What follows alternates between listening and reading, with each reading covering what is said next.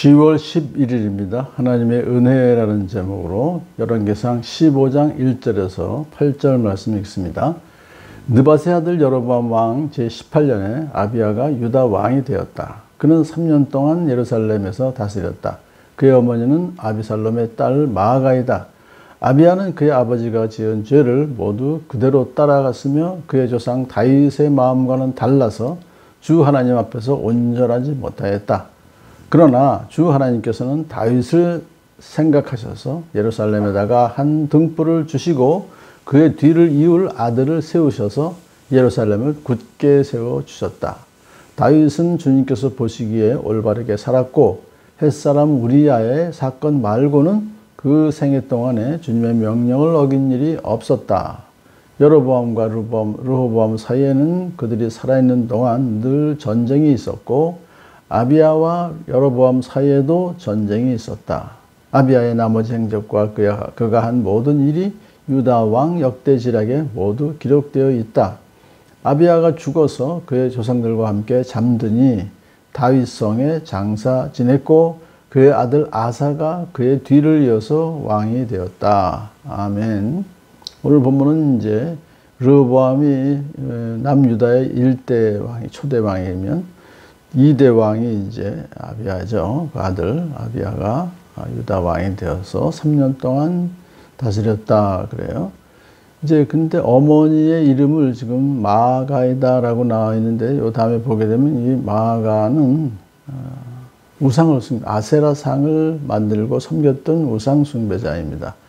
근데 이 어머니만이 아니라 사실상 르호보암도 우상을 섬겼고 솔로몬도 말년에 우상을 섬겼어요. 그러니까 아비야는 그 아버지 르호보암이 지은 죄를 모두 그대로 따라갔다라는 것은 아비야도 우상을 섬겼다 이거죠.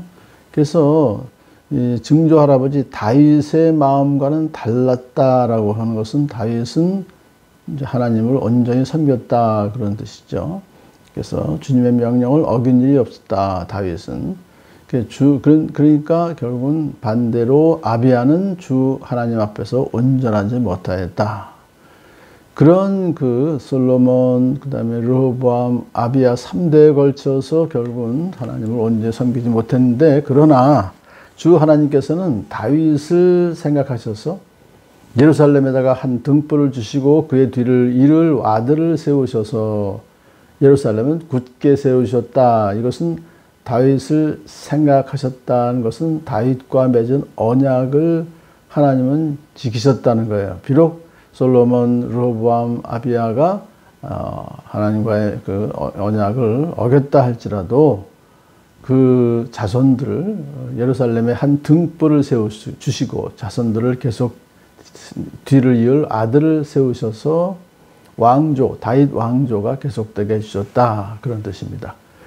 그러면서 이제 다윗에 대한 이제 평가를 하는데, 주님 보시기에 올바르게 살았고 햇사람 우리야의 사건 말고는 그 생애 동안에 주님의 명령을 어긴 일이 없었다. 이게 이제 사실은 우리야를 살해 교사를 했고 그 안에 그래서 밧세바를 취했던 그 죄, 그 사건 말고는 다른 것은 하나도 주님 명령을 어긴 일이 없었다. 그래서 주님 보시기에 올바르게 살았다고 평가를 해주는 거예요.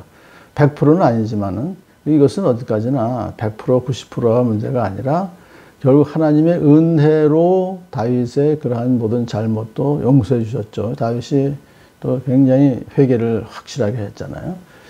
그래서 오늘도 우리가 이걸 보면서 하나님의 평가는 결국은 우리의 행위가 아니라 우리의 마음의 중심이로구나 하는 걸 볼 수 있습니다. 다윗이 충신 우리야를 죽이고 그 안에 밧세바를 빼앗은 끔찍한 죄를 지었지만 그의 중심이 회개하고 주님께 하나님께 돌아왔기 때문에 그 모든 죄를 덮어주시고 주님 보시기에 올바른 삶을 살았다고 인정해 주시는 것이죠. 자, 그렇다면 마찬가지로 우리 참 예수 그리스도를 믿는 우리들도 결국 그러한 인정을 의롭다 인정을 해 주시는 것이기 때문에 우리가 오늘도 하나님 보시기에 올바른 삶을 살았다라고 말할 수가 있는 것이죠.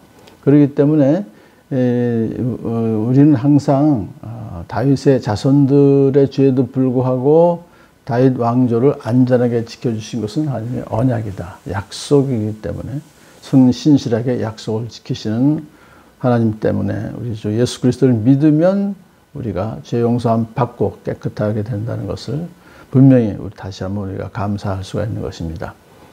자, 그 다음에 이제 아비야와 여로보암 사이에도 전쟁이 있었다. 3년 동안에 이제 그 아비야가 왕위에 있었었는데 계속해서 여로보암하고도 계속 전쟁을 했습니다.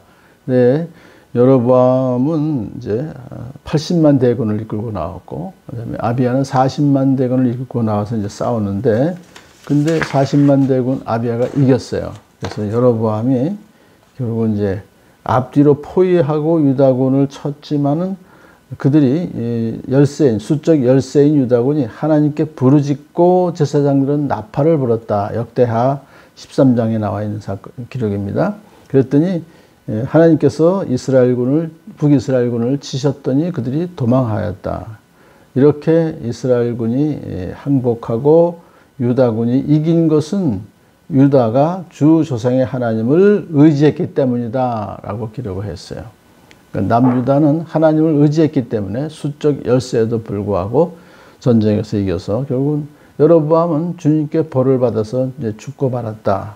반면에 아비야는 더 강해졌다 라고 역대하 13장에 기록되어 있는 걸 보면서 역사의 주인은 하나님이시고, 그리고 하나님을 의지하고 싸울 때 승리는 우리의 것이다. 오늘도 하나님을 의지하며 일상 나아가 하나님 뜻을 이루시는 여러분 되기를 축복합니다.